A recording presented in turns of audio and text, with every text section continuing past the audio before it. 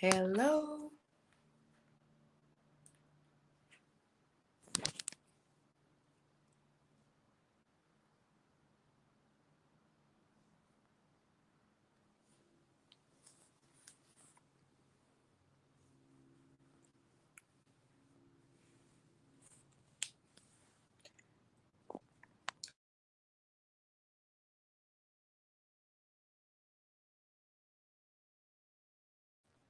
Welcome. We'll give folks a couple seconds to get in.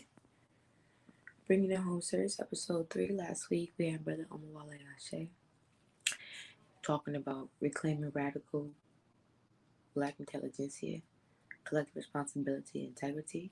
He gives us an extensive list of scholars to look up, and that list will be available very soon.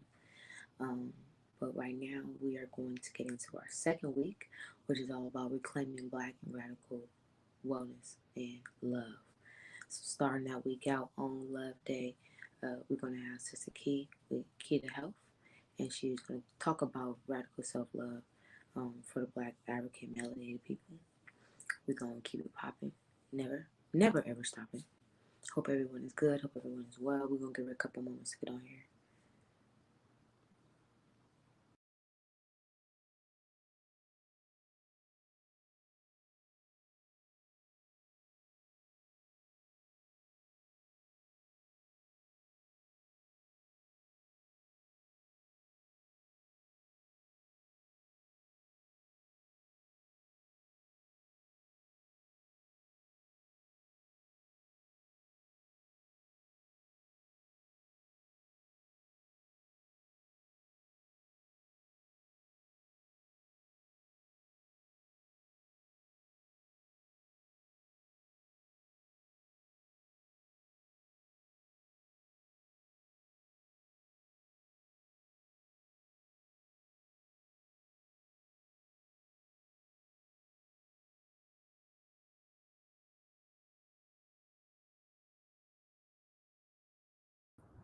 And see what's up.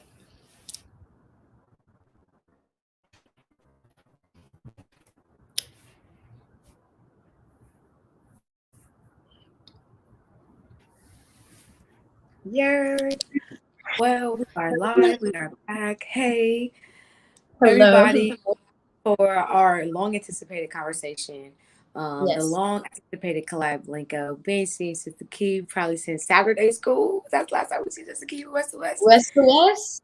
Yes, for sure. Yeah, so it's so good to have you back. So good to see you, sis. Thank you. Literally missed you physically and spiritually, and we're gonna jump right into it. So, can you tell us a little bit about yourself and your platform, firstly, and why you feel like you are most equipped to talk about today's topic? Yes. So, hi, my name is Kiara Levon. I go by Key, Chef Key. And I am originally from South Central LA. I am the owner and head chef of KeiToHealth, which is based in Los Angeles, but we move all over the world. We are a plant-based vegan collective, meal preps, catering, nutritional, holistic health, and consulting and wellness, all things health and self love. And I feel like that is why I'm equipped to talk about this topic. I feel a lot of the times we overlook or brush past the fact that the way we treat our bodies and what we put into our bodies has everything to do with the way that we love ourselves and everything to do with who we are as people and how far we can go and how deep our depths of our love for ourselves can go. So I'm ready to get into it. Absolutely, that's great. So, thank you so much for just setting a premise, because some of us really know what it's about, and a lot Right. of us kind of don't, never had the space opportunity. So, we want to open up this conversation about Black and melanated people. Us, our Yes. physical body being the basic unit of the Black community. We cannot have a Black community. We cannot march and triumph for all of these great things if our basic principles are not being met. So we thank you for coming. When you think of self love, Mhm. why veganism? How does veganism connect to this idea of self love? Right. So I first want to preface with the label thing. I know some people are just immediately going to be turned off by this label of like veganism. The way that we have been introduced to veganism today has been very mainstream, very Eurocentric, very white, wealthy, whole foods. If you don't shop here, you're not really vegan. If you don't eat this, you're not really vegan. And Mm-hmm. that unfortunately turns a lot of people that look like us away from veganism.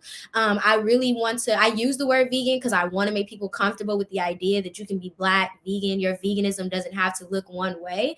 Mm-hmm. Afro veganism is such a thing that veganism was really like a way of life before it was ever even called vegan. And Dr. Sebi Right. talks about that all the time. Like people have been doing this for ages and ages and ages. Veganism is deep, but it's not that deep. It's really just an absence of animal products. And what was your question? Original question? How does the idea of self love directly connect to the practice of veganism?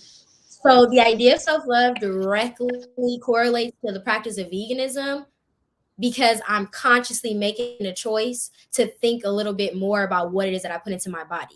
Now, I'm not saying that you can't be food or health conscious and also be loving on yourself. This is just directly talk about veganism. And when it comes to veganism, thinking about the spiritual aspects of what it means to eat meat and to eat things that have been in distress, to eat things that have been sad, angry, died in angst, and then spiritually transfer all that energy onto yourself. I think that correlation between loving yourself and respecting like the things around you, the living things around you is very, very, very, very important. I think also when it comes down to the list of diseases that our community suffers from in the process of eating animal products, it's like it's directly correlated. Absolutely. Absolutely. So we were talking earlier about just Eurocentric expectations of our diet. Can you go Yeah. into a little bit of detail on how that's also historical, as far as some of the things that we've consumed, just not even just as far back as slavery, but when our diets become colonized, how did that affect us, and how does that correlate to our idea of ourselves? Right. So the expression "you are what you eat" is very much true. When you're taking people from where they are, their most powerful, their most melanated, their most carbonated, their most electric, and you're putting them in an environment where you want them to be subservient, you want them to forget their native tongue, you want them to forget that they come from all of these great things and they have no health problems and they're powerful people. You're gonna start feeding a diet that resembles that of livestock. And when we think about the way that our diet has been colonized, we think about the fact that we were fed so much like animals that we, in a way, became so animalistic to meet the agenda of the people who had us captive. So thinking about the idea of soul food, right, and what it meant that your family didn't even get to eat the soul food, but you was in the house preparing it for people who, don't look like you. Tell people that can eat that. They can eat the butters, they can eat the beefs, they can eat the porks and all of that. So many people back like on the continent never ate pork, even if we ate meat. And people will argue, yes, we ate meat. There's a lot of practices and a lot of different ways that we have always ate meat on the continent, but in a lot of places we already knew pork, swine, disgusting. Like we're not eating that. So when you are being fed the scraps of like what they're deciding not to eat, and they have to physically knock your teeth out, like we were like getting our teeth Right. knocked out of the funnel just to have to eat some of this food because we were so against eating some of this food that people happily now today will be like, oh, it's soul food. You don't eat that, you're not really Black. So thinking about the way our diet has been colonized, not only with the things that we were introduced to or forced to eat, but the things that were removed. So no Hmm. longer are we like prioritizing growing fresh fruits and veggies and eating fresh fruits and veggies. If we are eating Right. greens, they have some type of bacon or meat in it, or they're made with a lot of additives. So not just what we were introduced to, but also what was taken away from us in that process. And one of those things was really like learning and knowing the engineering like of our own foods and what it means to really eat like directly from the earth. Absolutely. So wow. Okay, directly from the earth. I think what we really um have difficulty grasping is the change in the discipline that it takes sometimes to just Yeah. deter our diet. And one thing Yeah. I learned from being vegan, it helped me in a time where I just need to be more disciplined in other aspects of my life altogether.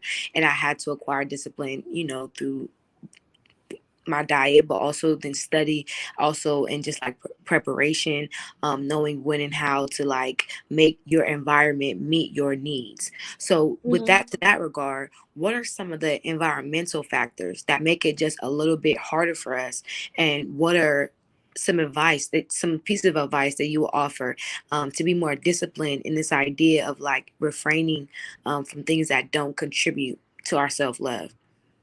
Yeah. When it comes to the barriers that are very obvious, a lot of us live in food deserts. I'm from South Central LA, like I said, very used to walking and seeing like liquor stores, fast food spots. This is a lot of people experience, no matter where you may live. I definitely always try to preach this message with a realistic view of like what everybody has access to. And the reality is, a lot of us don't have access to the best grocery stores or a farmer's market. I didn't know what a farmer's market was when I went to college. So I had never seen like where people bring fruits and veggies outside and you could buy it. And a lot of us are working with EBT, Cow Fresh, SNAP benefits. So those are like all very, very real. And those are still, in my case, the barriers that I was able to work with when I first started. And it didn't look like cold turkey. It really looked like a transition. So it looked like me going from eating a lot of meats and dairy to me like not eating any more meats, but I'm still gonna eat seafood, which is a meat, but I'm gonna be pescatarian. I'm still gonna eat some dairy. The more information that I learned and the more I opened myself up to it, and most importantly, when I started to feel the change, is when I wanted to keep going. I think I also just got put in an environment with going away from the hood of South Central to college where it just made it a little bit easier too. So I try to keep all of those like certain privileges and moves in mind. It definitely helped me along further. I think that if I was still at home, it would have took me a little longer. I think the only person I knew that was vegan was my uncle, and he was like Muslim. So he started not eating meat, then he didn't eat nothing else. And I was like, okay, that's weird as a kid. And then I grew up and was like, oh, okay. I Right. like definitely understand this now. I think that with anything, just start before you start tracking. That's what I would say. So if you are going to be eating meat still, you got to make sure to prioritize a raw meal, one raw meal a day. And that looks like raw veggies, a salad, some raw, some fruit. Fruit, veggies every day have to be a priority. They can't just be like a side thing or afterthought or, oh, I might eat some fruit or veggies today, or, oh, no, I didn't get to that today. I think it's hard for people to eliminate stuff when they don't know what to work with. I think the internet is a great resource. When I was first starting off, YouTube was a great resource for me. Just YouTubing like vegan recipes or Black vegans. And there's so many people that are doing this work. Like outside of myself, there's so many people that have been doing this work for so long. It just hasn't always been, those haven't always been people in the limelight. There's a great documentary out there for anybody who does want to see a lot of Black vegans called The Invisible Vegan. And it's literally about Black veganism. And it's a documentary that has light on the fact that Black people are invisible vegans when it comes to this mainstream world. If you looking up, even if you go search the hashtag on Instagram right now, vegan food, it's gonna be a whole bunch of just white, anything that would turn anybody off to it. Like, like unappealing recipes, very bland stuff, very, oh, we put the animals first, we don't care about flavor, we're not doing this for the food. And it's like, no. Black Right. vegans have so many different, gotta still have flavor. Gotta still And have, mhm, oh no, I was just gonna say, if we think very critically about the situation, we understand that all of our conditioning has been conditioned.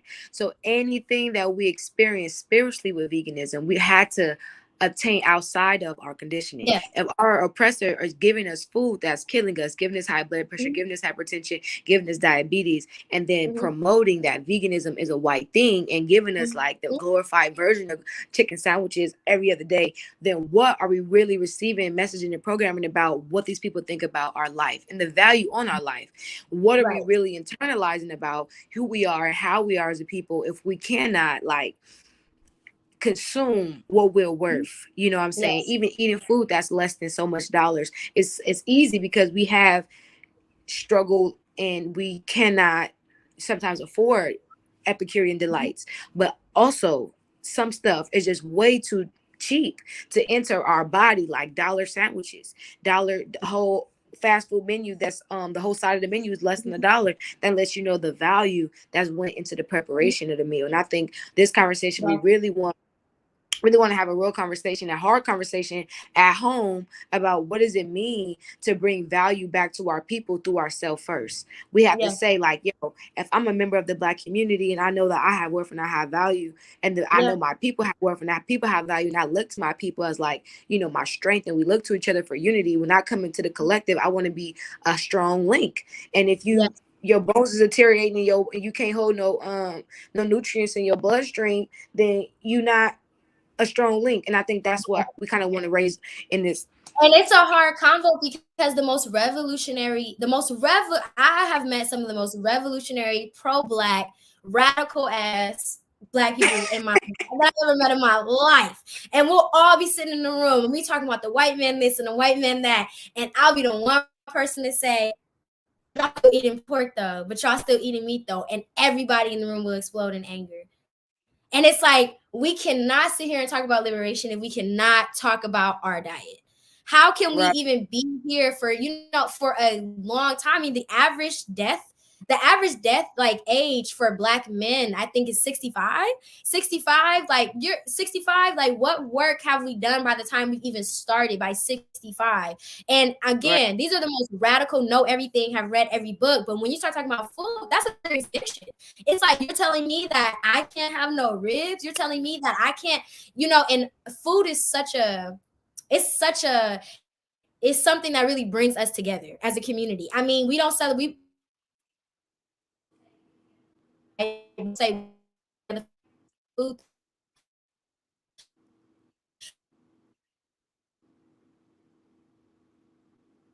Oh, hello. I think we lost her. Hold on one second. We was getting to the good part. Look at the oppressor getting in the stream. Rebuke you. What did Hello? Dr. Umar say? Wait? Yeah, okay, I'm back. I'm sorry. You was cut off for a second. Yeah. You're back now. You're back. What did he say? He said, What you talking about? Which one? I'm sorry. I'm sorry. I'm sorry. This is live. This is live. Go ahead. Which one? What he said? Stop He it. said the oppressors are in the stream. He Oh yeah, said yeah, yeah. They are in this live. they are They are in in this this live. live. In this They live. are in this live. There's some Ku Okay. Klux Klan in this live. But no, on some serious stuff, like going back to what I was saying though, people will get, it's a serious bodily addiction. It's not something that people are just, you can't expect people to be like, oh yeah, of course, I'm oppressed because I'm letting them poison me. The poison's in the food. I'm gonna just wake up and stop eating it. It's not that simple. And again, these are intellectual, very intelligent people. And Mhm. you can't get them to understand this part because it's an addiction. So I always recommend that, people cleanse, whether that be a colon cleanse or a parasite cleanse. A parasite cleanse is extreme. That's definitely the one. Anybody who's 20 plus years or older and has been eating the way that we were taught to eat for 20 plus years should definitely start off with some type of parasite cleanse. Every single person has some sort of parasite in them, right? And the reason why it's harder for you to make the change is because what's living inside of your body on a hormonal level, past even having a parasite, does not want to allow you to make that change because your body is still so hooked on whatever it is you have. I mean, chemicals bind themselves to our brain. So cheese, for instance, is like heroin to the brain. Multiple studies have shown that a heroin addict and a person who eats cheese all the time feel the same euphoric feeling when they eat cheese. And I Wow. remember eating cheese. I remember how that feels. Like when that cheese pull happened, when you eating Right. that mac and cheese, when you like, it's like, oh my God, it's a literal drug. Food is a drug. FDA, Food and Drug Administration. So when we think about that, you have to think about restarting. So what it looks like early in the year, do a parasite cleanse. You can get a parasite cleanse off of several different sites. I think the one that I got mine off of was like Eat Live Healthy or something like that. But it was very intense week of just like letting stuff go, letting stuff go. And this is when I first went vegan, and I felt so much better after that. A lot of my food cravings went away, food addictions went away, and then I started my program. I got into it, started doing my research for myself, just a lot of YouTube videos, a lot of books, ordering a lot of books, listening to Dr. Layla Africa, Dick Gregory, Dr. Sebi, numerous people, even Elijah Muhammad. And he's not gonna say he's not gonna say, oh, go. Of like how diets have been used to transform entire nations, and when you Yeah. join the nation, you have to change the way you eat because it changes the way you think. Yes. So Right. we can go historically back to like the discipline Right. that's required to move people around and create nations. That was a big part of Exactly. If a man can control what he puts inside of his mouth, the discipline in other areas of life falls into place. And that's something that I personally seen. Like, oh, okay, I can be around a group of people eating the same thing and be the one person not eating it. I can also get up and do A, B, C, D, and E. You feel me? Like, right. once you have that type of mindset, anything that you can't fast from, you a slave to. And that literally goes for anything. So in thinking about that, in retrospect, nobody's saying you have to go cold turkey or you have to cut it out completely. I think the thing that I really want to see for all my people is that they start to just do it more often. Just make it a way of life. Right. Understand the spiritual aspect of it. What are some ways that you would give to like the head of households, families, mothers, fathers, guardians that are really, responsible for more than one head, but they are interested in learning how to transform the diet? I think it's not always this harsh mode of disdain against veganism as much as it is just kind of being in the dark about how to start that change.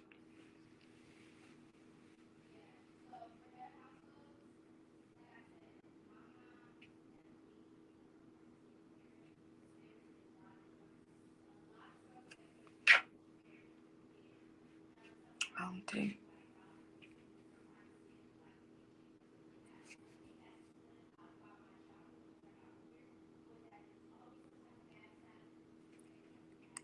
I think.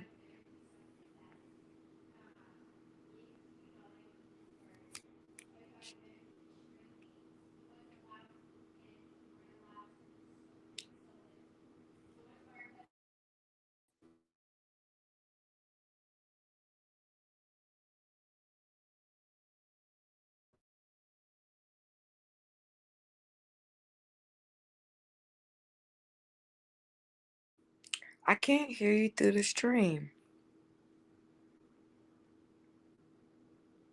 You kind of been frozen for a minute. 1 second.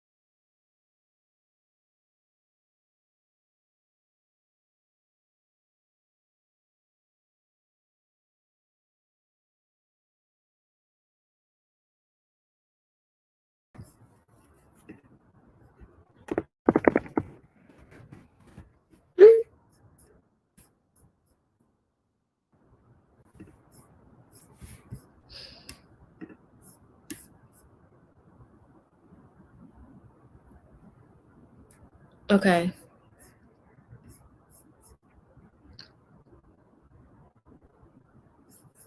I can't hear you. Can you hear me? I can't hear you.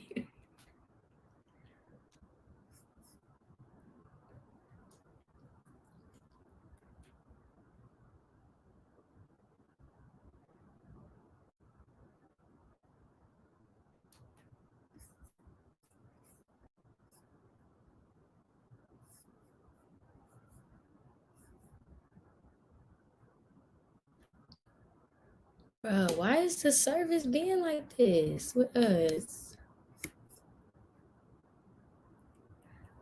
Some spirits in here.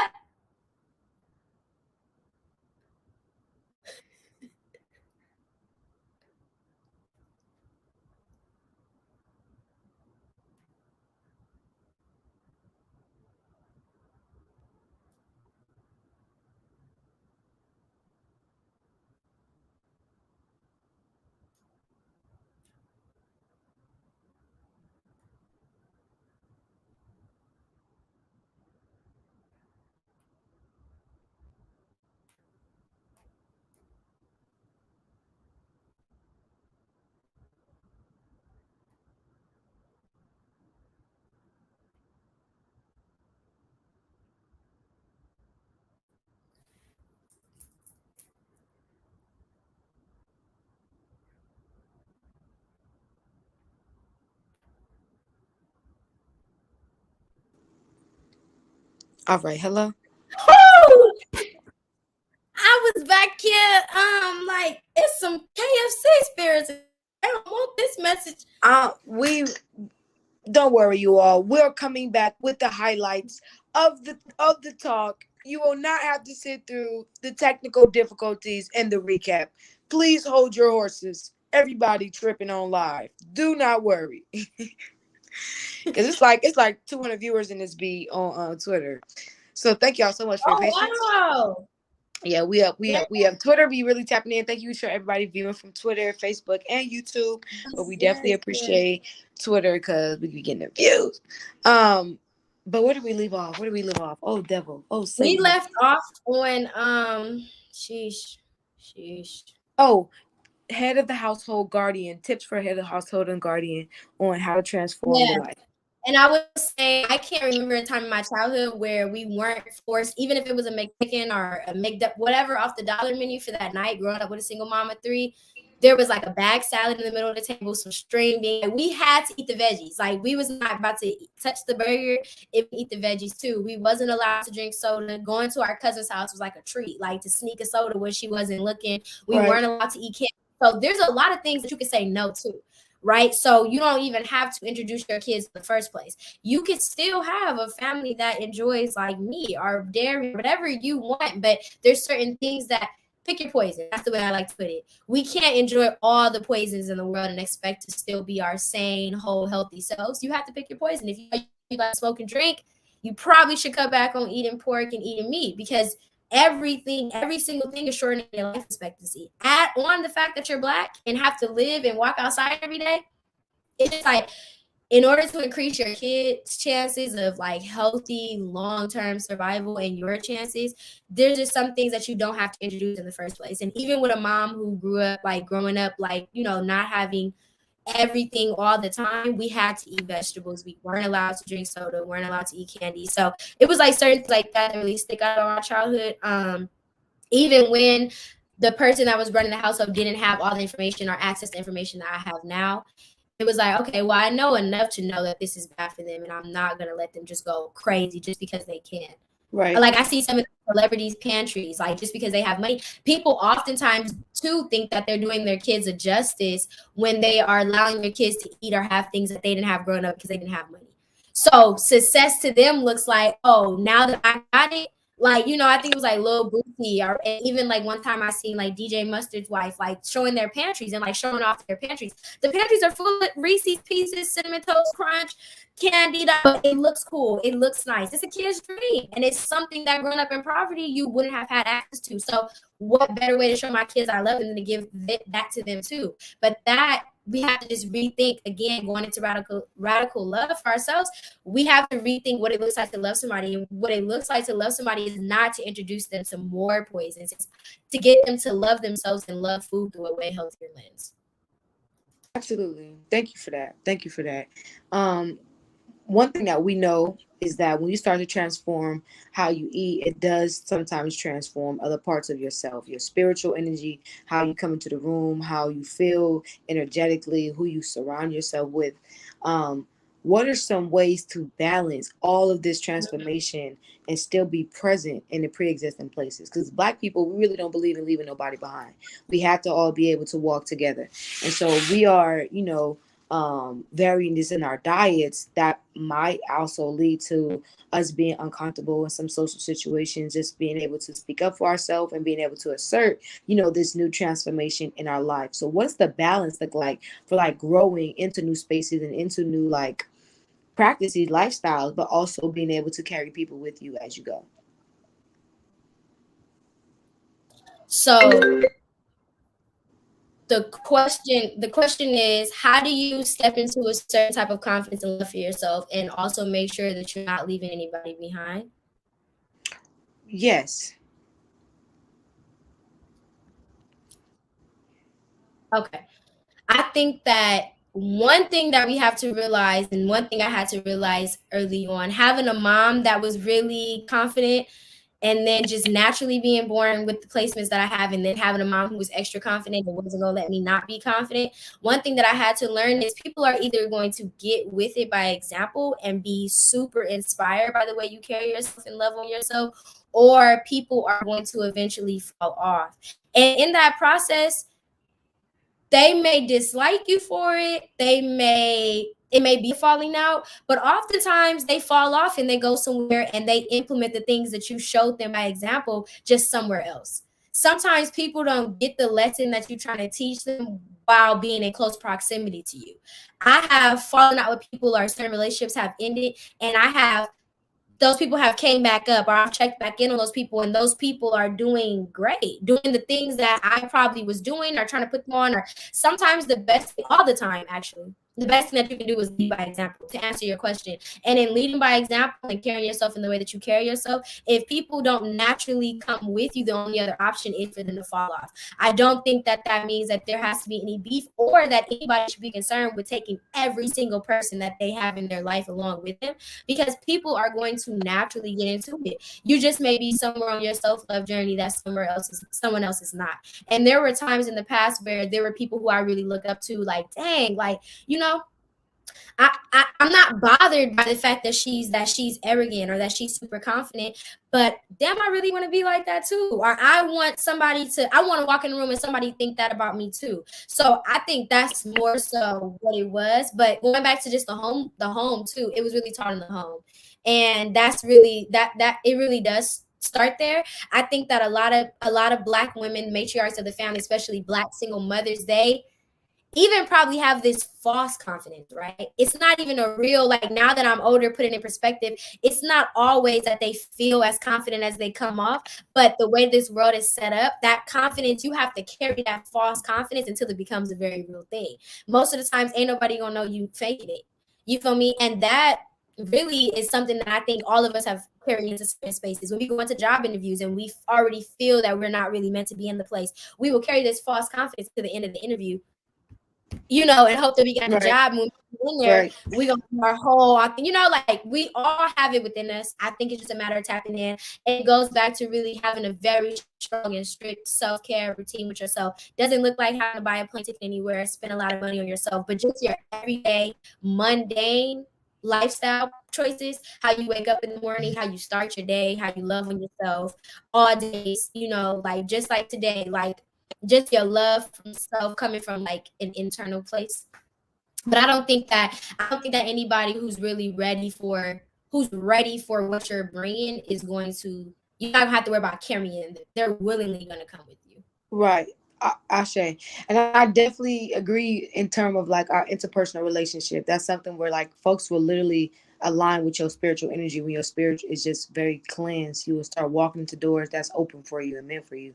Yes. But I think really in the retrospect of collective responsibility and understanding, well, within the confine, at least within West to West is a Pan-African platform, we understand that we have to bring people with us regardless of how we understand the the their personal choices. We are still responsible for people who we don't agree with what they're doing and how they're doing their life, just like as a Pan-African platform. So I think I appreciate that question because it kind of like situates the idea and the practice of self-love and radical self-love within the system of collective responsibility. And to really be able to add to the collective, Yeah. you have to make sure that you're taking care of yourself. So that is great. Let me see. Word. Some of our last two questions I would like to just know off the back. I already know the answer to this question, but I gotta ask it so you will be able to offer it for other folks. But what are some books, resources? You already mentioned the internet. You mentioned a couple authors, but can you Yeah. give us those names again so we know what are some resources folks can begin to use in their home? They can Mhm. look to connecting this idea of veganism, spirituality, in our African self. Veganism. Yeah. So there's a really great website called Ty's Conscious Kitchen, TYS When you go on their website, you'll see that they are a Black family, mom, dad, kids. They have all, not just vegan, but alkaline recipes. When I was first starting on my vegan journey, I was completely alkaline for a year. This page helped me so much and still continues to help me even as I'm not strictly alkaline anymore. They also have a book. So while they give a bunch of free recipes and tidbits through the website, they have a YouTube channel as well that is linked on the website. They also have a physical copy of their book, which has a ton of more recipes. But all of that is free resource. They show you how to make everything from mayonnaise to your own bread to your patties to every single thing. So Thai sriracha is first one that comes to mind. The second one is my literal Bible. It's called African Holistic Health by Dr. Laila O. Africa. It is literally my favorite book. I've had the book for almost 4 years and I still open it and find new information all the freaking time. I just found a whole section about how musical notes are healing and what certain musical notes can do to the body. This book lists everything from healing on certain ailments, diseases, overnight remedies, blah, blah, blah, blah. It just has a bunch of stuff. Dr. Lailo Africa, African Holistic Health. You can find it on Amazon. I got mine from thriftbooks.com, which is like a great resource for cheap books. Yeah, that's a good one. And then another one would be Alkaline Herbal Medicine. That book, I found it on Amazon. That one is basically a breakdown of everything that Dr. Sebi talks about, but I forget the exact author. But they have two books. It's African Herbal Medicine and there's another one. And they're under the same collection. So off rip, those few resources right there will give people so much leeway on what they need to know. Trying to get them all Hey here. y'all, I'm live on Instagram as well right now. If y'all want to watch this stream, you have to go to West to West bio and click the link in their bio, but it's all being recorded. Boom, boom, boom. Yes, it'll be available on our YouTube channel directly. The high tech recap will be at the end of the series, but we definitely thank everybody for tuning in. We definitely thank you, Key, for being able to drop so many resources and keep it so real and honest with us concerning all things, just health. I think health. What we hope is that Black people, African people, and melanated people will fall so deeply in love with life and the lives of ourselves and our people that we just want to improve the quality of it and everything that we do. It has to just be first nature. It needs to just be first nature. First nature. Mm-hmm. First nature.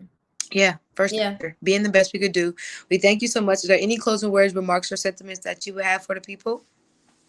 Closing remarks, go follow us on Instagram at KeiToHealth, KEITO Health. Yes, it's right there.